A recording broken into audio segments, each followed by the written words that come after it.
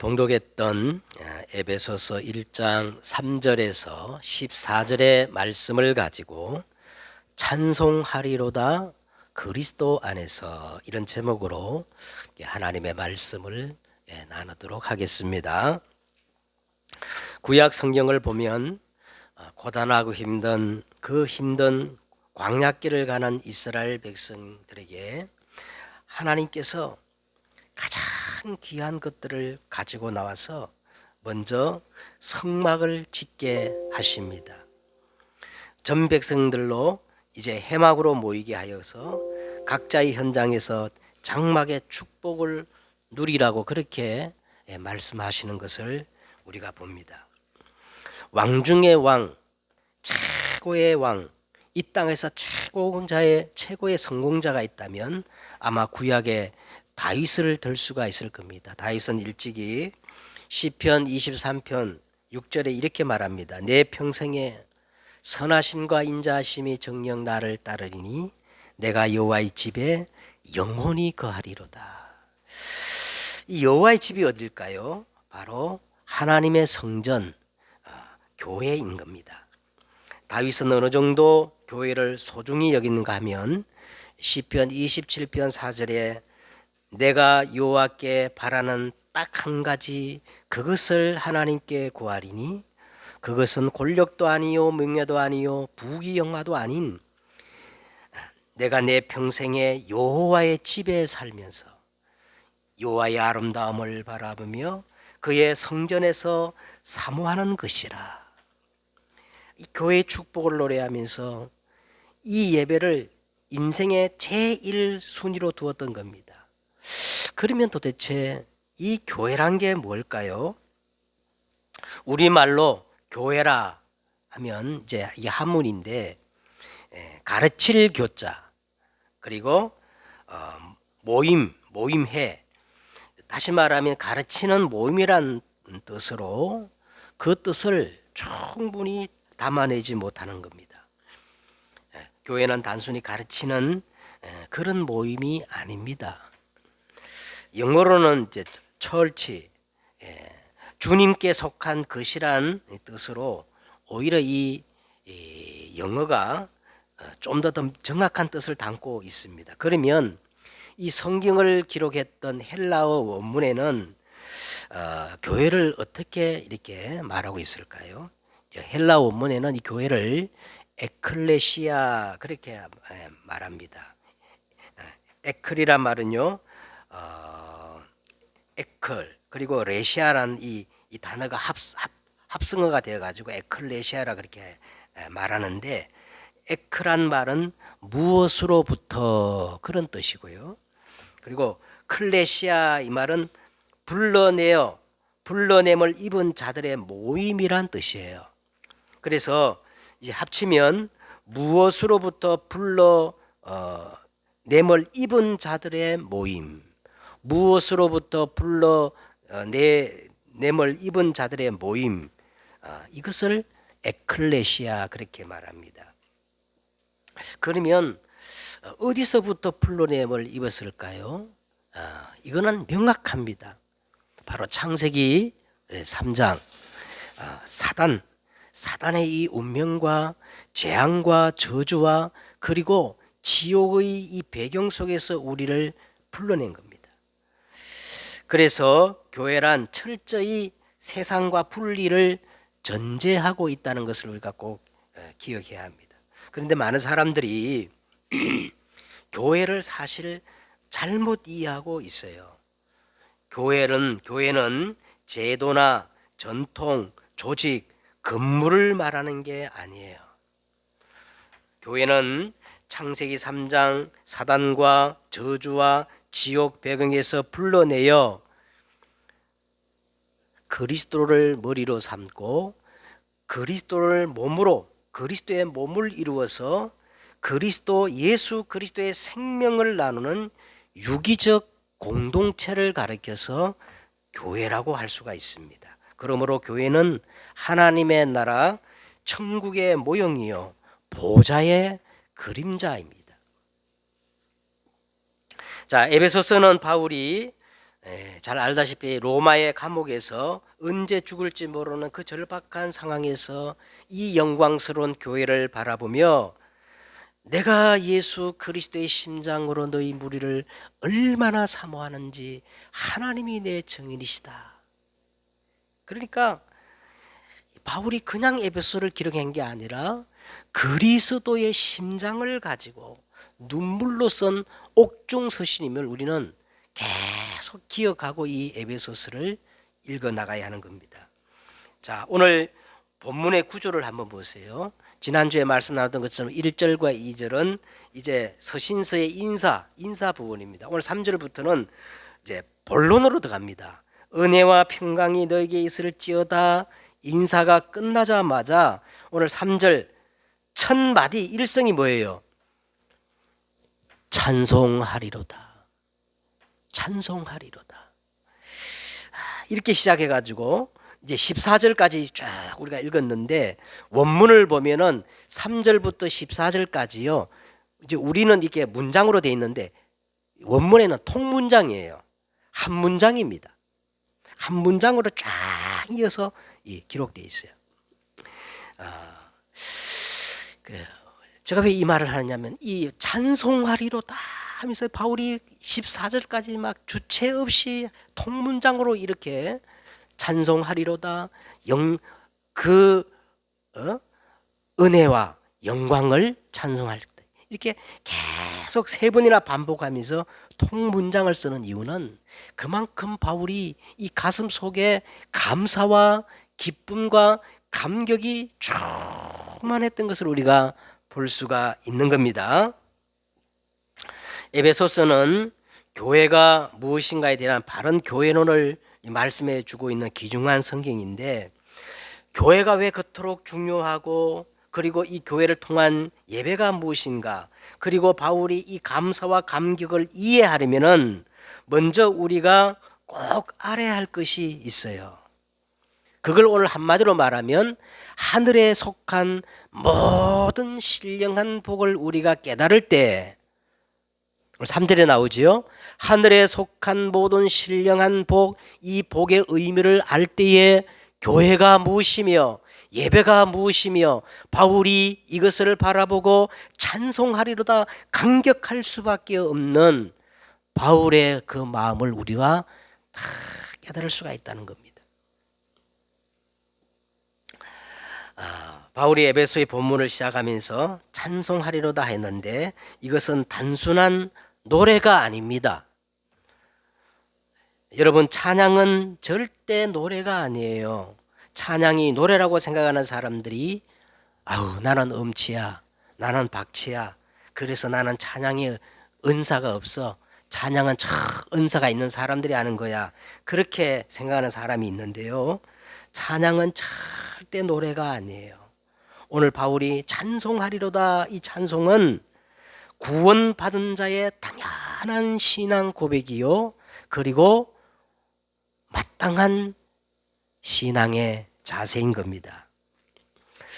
지금은 이제 사라졌지만은 유럽의 그 중세 시대부터 그리고 20세기 그 초까지 카스트라트라는요 클래식 음악의 장르가 그 유럽에 있었다는 거예요. 이 카스트라트는 어떤 사람을 말하느냐 하면 생식기를 거세당한 남자 성악가를 일컫는 말인데 중세 천주교에서는요 두 가지 이유로 변성기를 거치지 않는 어린 남자아이를 거세시켰습니다. 먼저 첫째 이유는요 여자는 교회에서 하나님께 찬양을 드릴 수 없다고 생각해 가지고 여자의 목소리를 낼 수 있는 남자를 인위적으로 만든 거예요. 두 번째 이유는 천상의 목소리를 내는 천사들은 아마 남자의 얼굴을 한 여성의 몸을 가진 것으로 생각하고 그래서 변성기를 거치지 않는 어린 남자 아이를 이 생식기를 거세시켜 가지고 이제 양잿물에 이렇게 담그게 되면은 이때부터 이 호르몬의 이상의 변화가 와가지고 이 남자가 여성의 고음을 낼 수 있는 독특한 그런 음색을 낸다는 겁니다. 그래서 이 중세 천주교회는 이 카스트라트, 이 소년 합창단을 만들어 가지고요 무려 1000년 동안 이어왔어요. 그래서 여러분 이제 유럽에 보면은 뭐 빈 소년 합창단이라든가 파리 나무 십자가 뭐 소년 합창단이라든가 이런 소년 합창단이 많은 이유들이요 그런 배경이 있는 겁니다. 지금도 그런데 그러던 중에 이 오페라 같은 이 음악이 대중의 인기를 끌면서 이 카스트라틀이 인력, 부와 명예를 가지는 스타가 되었다는 거예요. 그래서 이 가난한 사람들이 이 어린 아이를 거세시켜 가지고 이렇게 어릴 때부터 그렇게 자라게 했는데 이탈리아에서만 매년 6,000명 정도의 어린 아이들이 이렇게 거세를 당했다고 그래요. 이 카스트라트가 알려진 계기는 이 카스트라트의 어떤 파리넬리 제가 이게 자료를 준비하면서 유튜브를 한번 찾아봤는데 이 파리넬리 일생을 다룬 영화가 이제 개봉되면서부터 이 파리넬리가 불렀던 울게 하소서 하는 노래가 있어요. 그 여러분 한번 들어보시기 바랍니다. 들어보면은 막 이 유리창이 깨지고 유리가 깨지고 황제가 울고 막 듣는 사람이 그 사람의 목소리에 막 기절을 하는 그런 장면이 나오기도 합니다. 중세교회는 이것이 하나님께 드리는 최고의 찬양이라고 그렇게 생각했던 거예요. 저는 단연코 여러분께 말씀드릴 수가 있습니다. 하나님은 이런 찬양을 절대로 기뻐 받지 않으십니다. 오늘 바울이 말하는 찬송하리로다 하는 찬양은 그런 찬양이 아니에요. 자, 그러면 저와 여러분이 오늘 하나님께 진정한 영광과 찬송을 회복하려면 무엇부터 회복해야 될까요? 진정한 찬송과 찬양의 시작이 뭘까요? 요한복음 14장 13절과 14절에 예수님이 이렇게 말씀하십니다. 너희가 내 이름으로 무엇을 구하든지 내가 행하리니 이는 아버지로 하여금 아들로 말미암아 영광을 받으시게 하려 함이라. 오직 예수 그리스도로 말미암아 의의 열매가 가득하여 하나님의 영광과 찬송이 되기를 원하노라. 이게 무슨 말입니까? 진정한 찬송과 영광은 그리스도이신 예수님을 바르게 아는 데서부터 진정한 찬송과 영광이 시작되어진다는 겁니다. 그래서 오늘 여러분 본문을 보세요. 바울 본문을 저는 아주 정확히 세봤어요. 오늘 본문에 보면 그리스도 안에서 그 안에서 예수 그리스도로 말미암아 주 안에서 그 사랑 안에서 이 말이 오늘 3절에서 14절까지 무려 12번이나 계속 반복해서 나타나는 겁니다. 왜냐하면 그리스도를 정확히 아는 것이 진정한 찬송과 하나님께 영광의 시작이 되기 때문에 바울이 그랬던 거예요. 자, 그러면 오늘 서론적으로 그러면 도대체 이 예수 그리스도가 누구신가? 이 예수 그리스도가 누구신가? 솔직히 저는 오늘 이 본문 설교를 준비하면서 한계를 느꼈습니다.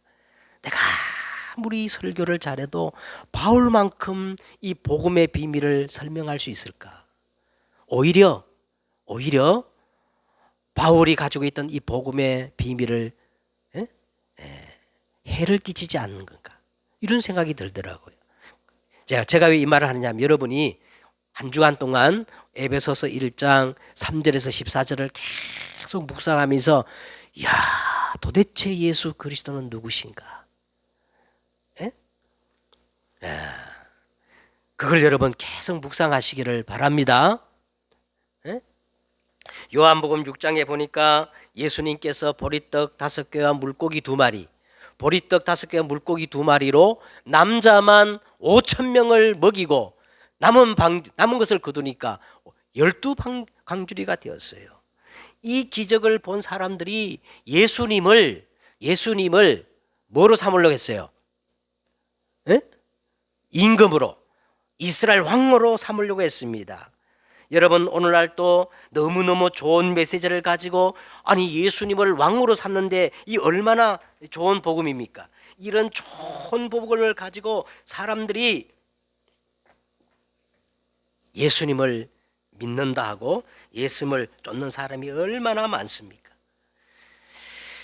사람들은 이것을 정말 참 복음인 줄 알고 이런 설교를 하는 사람들이 지금 굉장히 인기를 끌고 사람들이 열광하고 있지만, 그런데 정작 예수님은 이것들을 보면서 썩을 양식을 구하는 것이라 하면서 그들을 피했어요. 그러면서 이렇게 말씀합니다. 살리는 것은 영이니 육은 무익하니라 하면서요, 자신을 가리켜서 하늘에서 내려온 산떡, 생명의 떡이라고 말씀하니까 많은 사람들이 이 말씀이 참으로 어렵다면서 다 떠나가는 겁니다. 그래도 예수님을 쫓는 사람들에게 예수님은 마태복음 16장에 보니까 가이사라 빌립보에서 다시 그들을 바라보며 질문을 하는 거예요. 왜 가이사라 빌립보에서 예수님이 질문을 할까요? 가이사라 빌립보는 바로 창세기 3장, 6장, 11장 신약의 현장이고 지금 현대판의 현장이기 때문에 그래요. 오병이의 기적을 체험하고 저마다 예수님을 임금으로 삼고 좋은 복음을 가지고 예수님을 따른다고 하지만 그 내면 속에 들어가 보면 전부 나 중심, 물질 중심, 자리 중심, 성공 중심입니다. 지금 오늘날 교회도 전부 여기에 빠져 있어요. 예수를 임금 삼아 썩을 양식을 구하는 겁니다. 그래서 예수님이 질문합니다. 가이사라 빌립보 지방에 이르러 사람들이 인자를 누구라 하느냐? 너희는 나를 누구라 하느냐? 다 잘못 대답해요. 세례요한, 엘리야, 예레미야, 박해주기가 얼마나 좋습니까? 신비가 얼마나 좋아요.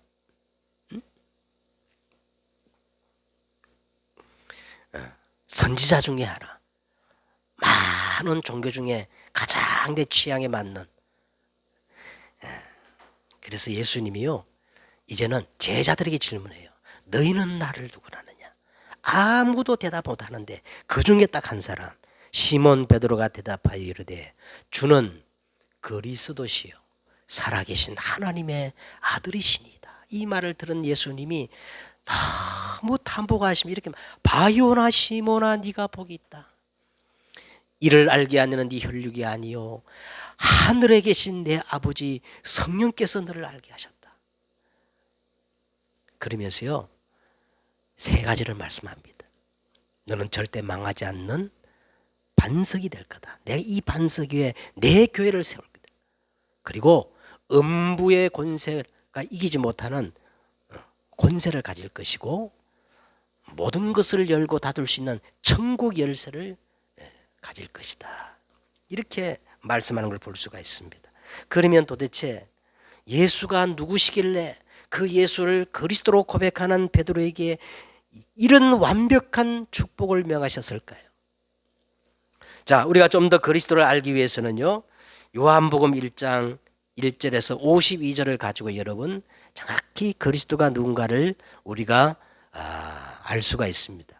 저는 가급적이면 요한복음 1장 1절에서 52절의 말씀을 가지고 내 나름대로 여기서 그리스도, 예수 그리스도는 누구신가 12가지 사실을 발견하고 개일같이 사실은 묵상하기를 원해요. 자, 요한복음 1장 1절에 보니까 예수님은 누구냐? 태초에 말씀이 계시니라 이 말씀이 하나님과 함께 하셨으니. 그렇습니다. 예수님은 태초로 계신 말씀 로고스예요. 예수 그리스도는 어제나 오늘이나 영원토록 변할 수 없는 영원한 진리이십니다. 그리스도 말고는 다른 진리가 존재하지 않아요. 예수 그리스도만 태초로부터 계신 로고스 말씀이에요. 그러면서 이 말씀이 하나님과 함께 계셨으니 이 말씀은 곧 하나님이시니라. 예수님이 누구시라고요? 예수님은 하나님이십니다. 하나님. 그가 태초에 하나님과 함께 계셨고 만물이 그로 말미암아 지은 바 되었으니 지은 것이 하나도 그가 없이는 된 것이 없느니라. 그리스도는요 창조주예요. 만물이 그로 말미암아 지은 바 되었으니 지은 것이 하나도 그가 없이는 된 것이 없느니라. 여러분, 그리스도가 아니면 되는 것이 없어야 됩니다. 그게 그리스도를 아는 사람이에요. 이게 하나님께 찬양과 영광이 되어지는 거예요. 그 정도가 아닙니다. 그 안에 생명이 있었으니 예수 그리스도는 영원한 생명입니다. 그리스도가 없는 자들은 다 물과 죄로 죽어 있는 상태. 이 안에 생명이 있었으니 이 생명은 사람들의 빛이라. 그리스도는 뭐라고요? 흑암을 무너뜨리는, 어둠을 밝히는 빛이라는 거예요. 빛이 어둠에 빛이 돼 어둠이 깨닫지 못하더라. 어둠이 깨닫지 못하더라. 참빛고 빛, 참빛고 세상에 와서 각 사람에게 비추는 빛이 있었나니 그가 세상에 계셨고 세상은 그로 말미암아 지은 바 되었으니 세상은 그를 알지 못하고. 우리 인생이 얼마나 타락했던지 빛이 비추는데 그 참빛이 각자 한 사람씩 크게 비추는데도 어둠이 너무 깊어가지고요 깨달지를 못하는 거예요. 자기 땅에 오매 자기 백성이 영접하지 아니하였으나, 자, 예수님은 이 땅에 손님으로 온 게 아니에요. 귀빈으로 온 게 아니에요. 자기 땅에 주인으로 오신 것입니다. 예수 그리스도가 우리 인생의 주인이에요. 주인. 그러면서 14절에 말씀이 육신이 되어 우리 가운데 거하심에 우리가 그의 영광을 보니 아버지의 독생자의 영광이요 은혜와 진리가 충만하더라. 말씀이 육신을 입고 이 땅에 오신 인카네이션, 성육신 하신 분이 바로 예수님이시라는 거예요. 그리고 17절에 율법은 모세로 말미암아 주어진 것이요 은혜와 진리는 예수 그리스도로 말미암느니라. 예수 그리스도야말로 은혜 중에 은혜요 진리 중에 진리라는 겁니다. 그래서 요한이 예수님을 보자마자 이렇게 고백하잖아요. 보라, 세상 죄를 지고 가는 하나님의 어린 양이로다. 유월절 어린 양 그 피. 아담이 범죄할 때 짐승을 잡아 짐승의 옷을 입혔던 것들, 그 피. 아벨이 생명을 걸고 지켰던 그 피. 다시 말하면 세상 죄를 지고 가는 어린 양이란 말은 예수 그리스도는 모든 언약의 성취자라는 거예요. 모든 언약의 성취자. 이게 예수님이십니다. 자, 그래서 이 말을 들었던 제자들이요, 이게 뭡니까? 와보라, 우리가 메시아를 만났다. 이 메시아를 번역하면 뭐예요? 그리스도라. 메시아, 그리스도, 기름 부음을 받은 자, 모든 문제 해결자, 끝입니다.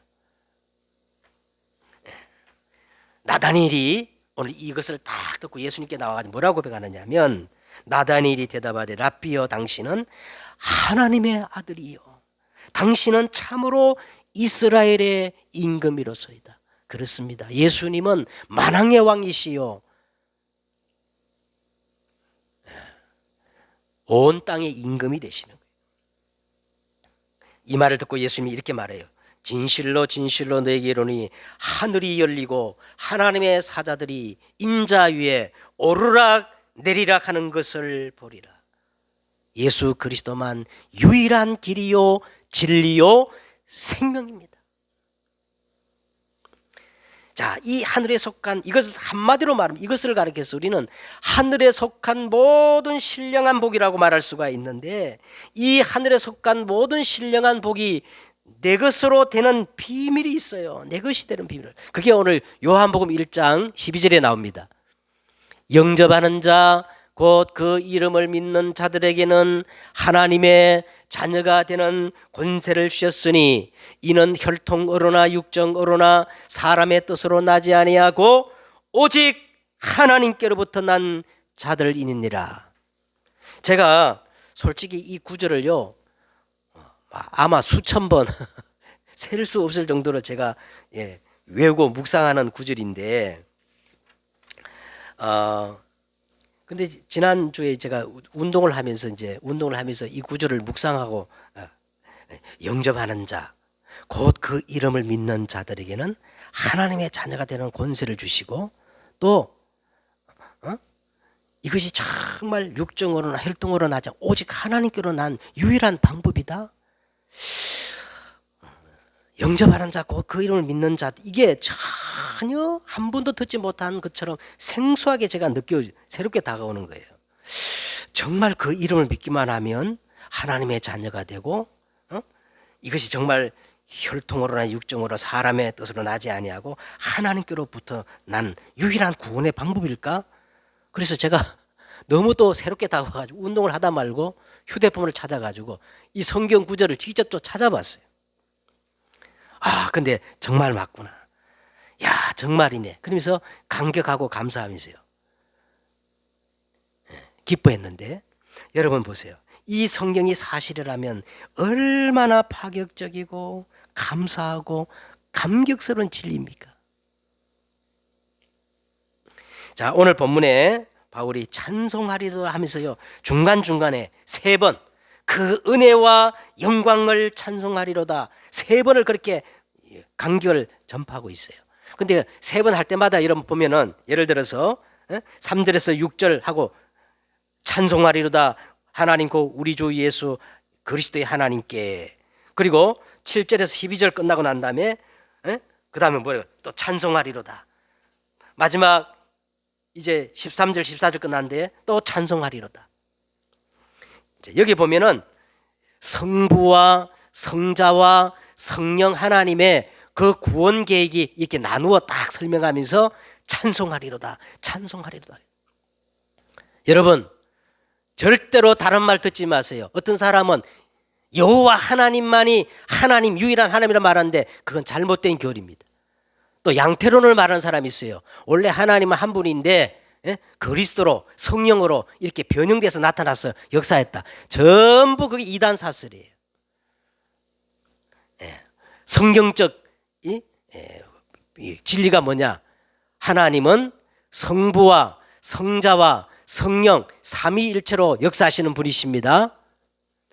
자, 그래서 먼저 오늘 보면 1절에서 3절에서 6절에 보니까 성부 하나님의 그 구원 계획이 딱 나와 있어요. 그러면서 찬송하리로다 하나님 곧 우리 주 예수 그리스도의 아버지께서 그러면서 이렇게 말한다. 누구 안에서? 그리스도 안에서. 그리스도 안에서. 자, 3절에 보세요. 그리스도 안에서 하늘에 속한 모든 신령한 복. 성부 하나님이 그리스도 안에서 하늘에 속한 모든 신령한 복을 우리에게 주시기 위해서 4절에 보세요. 그리스도 안에서 영세전에 우리를 거룩하고 흠이 없게 하시려고 택하셨다는 겁니다. 5절에 보세요. 그리스도 안에서 예수 그리스도로 말미암아 그래서 우리를 아들이 되게 하셨다는 거예요. 하나님의 자녀가 되게 하셨다는 거예요. 그래서 6절에 이는 그가 사랑하는 자 안에서 우리에게 거저 주시는 바 그의 은혜의 영광을 찬송하게 하려는 것이다. 자, 그러면 두 번째 또 이제 7절에서 12절에 성자 예수님의 그 구원 계획이 나옵니다. 성자 예수님의 구원 계획. 우리는 그리스도 안에서 7절에 보세요. 그의 은혜의 풍성함을 따라 그의 피로 말미암아 속량 곧 제사함을 받았느니라. 그리스도가 그 은혜의 풍성함을 따라 이 땅에 오셔서 속량이란 말은 이 상업적 용어입니다. 정당한 대가를 지불하고 우리를 지불했다는 거예요. 그리고 제3을 받았다. 8절에 이는 그가 모든 지혜와 총명을 우리에게 넘치게 하사. 그리스도 안에 모든 지혜와 총명, 보화, 지식, 모든 것들이 다 감춰 있기 때문에 그를 찬송할 수밖에 없다는 거예요. 여러분, 이 비밀을 아십니까? 솔직히 저는 다 모르겠어요. 그래서 한 주간 동안 막 계속 여러분 성령의 도우심을 구하면서 묵상하시길 바랍니다. 보세요. 9절에 보세요. 그 정도가 아닙니다. 그 뜻의 비밀을 우리에게 알리신 것이요 그의 기쁘심을 따라 그리스도 안에서 때간찬 경륜을 위하여 예정하신 것이니. 경륜이란 말은요 의도거든요. 하나님의 목적이거든요. 예? 하나님의 목적이 뭐냐? 창세전에 하나님이 우리를 예정하시고 택하신 그 경륜과 목적이 뭐냐? 그리스도 안에 있게 하기 위해서는. 그리스도 안에 있기 위해서. 10절은 더합니다. 10절에 보세요. 하늘에 있는 것이나 땅에 있는 것이나 다 그리스도 안에서 통일되게 하려 하심이니라. 그리스도는 모든 언약의 성취자요 그리고 하나님의 모든 방법입니다. 역사의 주인공이셔요. 통일되게 하셨다는 거예요. 11절에 모든 일을 그의 뜻대로 결정대로 일하시는 모든 일을 그의 뜻의 결정대로 일하시는 이의 계획을 따라 우리가 예정을 입어 그 안에서 기업이 되었으니. 그리스도는 우리의 모든 기업입니다. 기업입니다. 기업. 그래서 12절에 이는 우리가 그리스도 안에서 전부터 바라던 그의 영광에 찬송이 되게 하려는 것이라. 이제 세 번째는 이제 13절과 14절에 보니까 보혜사 성령의 구원 계획이 나옵니다. 보혜사 성령도 누구 안에서? 그 안에서. 그래서 그 안에서 너희도 진리의 말씀 곧 너희의 구원의 복음을 듣게. 여러분, 우리가 복음을 들었어요. 이 복음이 그냥 들려진 게 아니에요. 영세전에 감추었던 성령의 역사하심이 있었다는 거예요.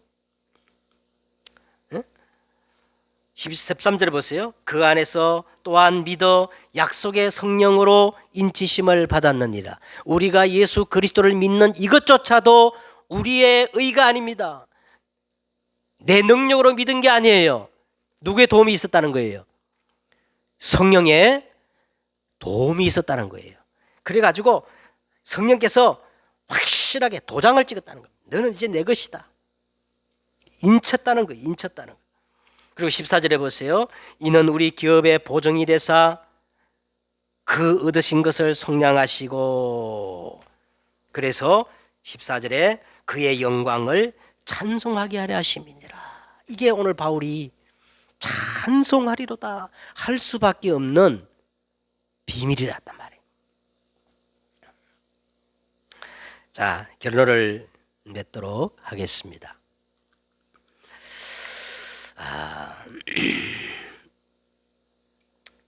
오늘 이 바울의 주체할 수 없는 감격, 이 구원의 감격은 사실 2절과 연관이 되어 있어요. 오늘 바울이 인사말에 은혜와 평강이 너에게 있을지어다 그랬고, 그러면서 찬송하리로다 그랬거든요. 여러분, 은혜란 말은 잘 알다시피 자격 없는 자에게 주시는 하나님의 선물입니다. 자격 없는 자에게 주시는, 거저 주시는 하나님의 선물이 바로 은혜예요. 그럼 평강이 뭡니까? 평강은 은혜의 결과로 얻어지는 열매인데, 바로 이 평강, 샬롬은 관계적인 평안입니다. 조건적인 평안이 아니고 하나님과의 관계가 회복되면서 오는 샬롬. 그래서 바울은 이 본론을 시작하면서 찬송하리로다 감격함으로 시작하면서 6절에 그의 은혜의 영광을 찬송하게 하려는 것이다. 12절에 이는 우리가 그리스도 안에서 전부터 바라던 그의 영광의 찬송이 되게 하려 하심이라. 14절에 그의 영광을 찬송하게 하려 하심이라 하면서 숨도 쉬지 않고 통문장으로 그리스도 안에서, 그 안에서, 주 안에서, 그리스도로 말미암아 그 사랑 안에서 10부분이나 강조하는 거예요.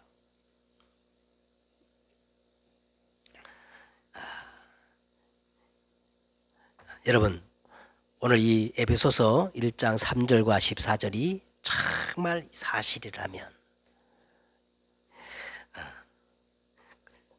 감옥이 아니라, 오늘 바울이 감옥에서 이 편지를 썼거든요. 감옥이 아니라 그 어떤 상황에서도 당연히 찬송해야 되지 않겠습니까? 근데 왜 우리는 늘 불만, 불평, 원망, 왜 찬송이 없을까요? 어떻게 신앙생활을 하길래 찬송이 없습니까?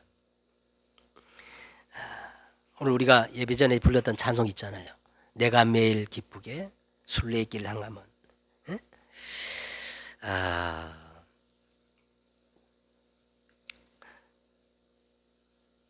나와 동행하시고 모든 염려하시니 나는 숲의 새와 같이 기쁘다. 그렇게 말씀하고 있습니다.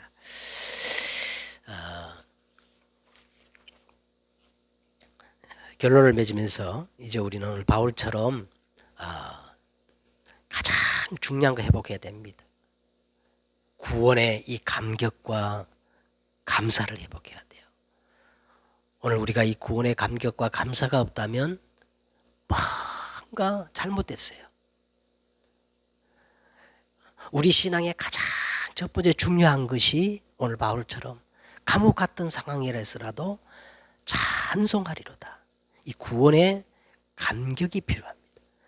구원의 감격이 사라진 신앙은 많은 것을 놓치게 돼요.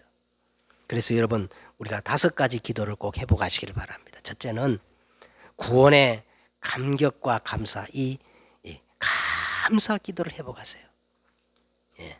두 번째는요, 이제는 복음의 이 말씀, 복음의 말씀, 그냥 말씀이 아니에요. 복음의 오늘 진리의 말씀, 오늘 본문에 나옵니다. 복음의 말씀, 진리의 말씀 속에서 언약기도를 회복하셔야 돼요. 언약기도. 그리고 제목이 필요 없습니다. 어떤 의미에서요? 오직 하나님을 향한 집중기도, 감사기도, 언약기도. 세 번째 뭐예요? 오직 하나님 집중하는 집중기도 해야 됩니다. 그러면 어떤 일이 벌어지느냐? 24시 나를 바꾸는 치유기도가 임합니다. 치유기도. 누구 문제가 아닙니다. 전부 나 중심, 나로부터 시작되는 거예요. 치유 중심. 그리고 비전을 끌어당기는, 비전을 오늘 나의 것으로 만드는 삶의 기도. 이 5가지 기도를 반드시 회복하시길 바랍니다. 정리하겠습니다.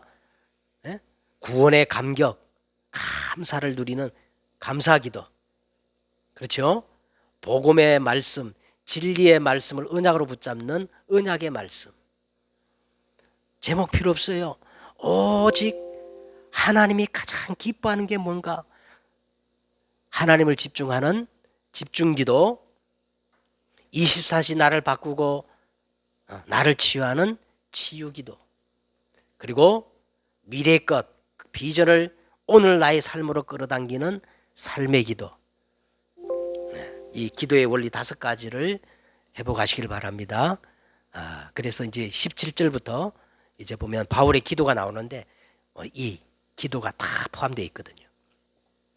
한 주간 동안 구원의 감격, 감사로 여러분 승리하는 여러분 되시기를 주 예수 그리스도의 이름으로 축원드립니다. 하나님 감사합니다. 오늘 하늘에 속한 모든 신령한 복 되신 이 그리스도의 비밀을 우리가 깨달아 바울처럼 찬송하리로다. 그 은혜와 영광을 찬송하리로다. 이것이 우리의 신앙 고백이요 신앙의 자세가 되어지게 하옵소서. 주 예수 그리스도의 이름으로 기도드렸사옵나이다. 아멘.